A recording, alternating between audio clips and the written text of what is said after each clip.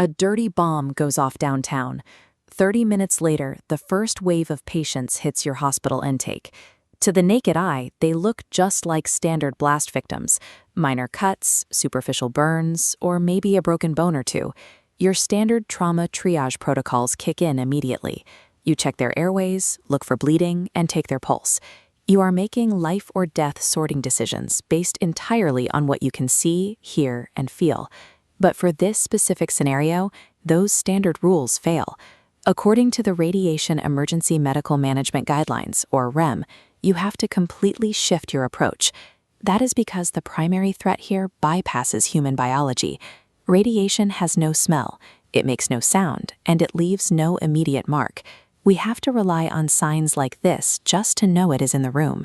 If an intake nurse assumes a visually clean patient is a safe patient, they risk contaminating the entire emergency department. To establish true scene safety, clinical teams and hospital administrators have to discard their physical senses. You must rely completely on instrument-based data to navigate the crisis. That brings us to the two essential tools for radiological response: the Geiger counter and the dosimeter. Response students often confuse the two, assuming they do exactly the same job. You don't choose between them.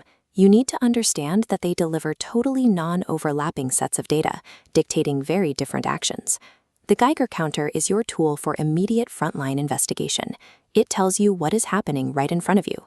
The dosimeter, on the other hand, is built for long-term, command-level workforce management. Let's break down how the functional differences between these tools separate the spatial decisions made by a clinician from the longitudinal decisions made by a hospital manager. Operationally, the input for a Geiger counter is active. A responder physically sweeps a probe over a specific patient or a specific surface. This diagram illustrates the output, an instantaneous read of radiation intensity. You only see hotspots when the probe is directly over them. Because feedback is instant, clinicians map exact contamination contours, drawing hard boundary lines to designate safe zones. Clinically, you use this active sweeping to figure out if a patient was merely exposed to a radioactive source nearby, or if they have highly dangerous contaminated shrapnel embedded in their skin. But that immediate, localized focus is also the tool's biggest limitation. A Geiger counter measures a single point in time. It cannot tell you how much total radiation these responders absorbed over the last 4 hours. Because of this, the Geiger counter serves as your primary data point for current spatial risk.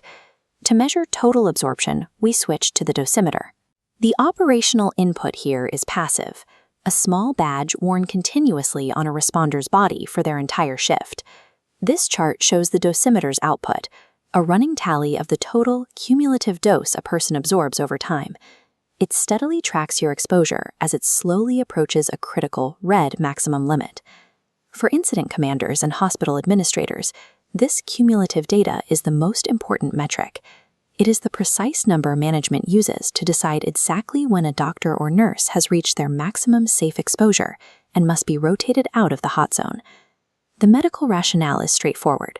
Strictly enforcing these limits is how you prevent acute radiation syndrome from debilitating your own workforce.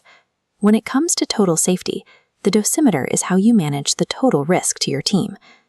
There is a tendency to rely heavily on the loud, frantic ticking of a meter to gauge total danger, but that can lead to severe errors. Both tools excel at detecting the presence of radiation, but neither one can tell you what specific radioactive isotope you are dealing with, whether it is cesium, cobalt, or something else.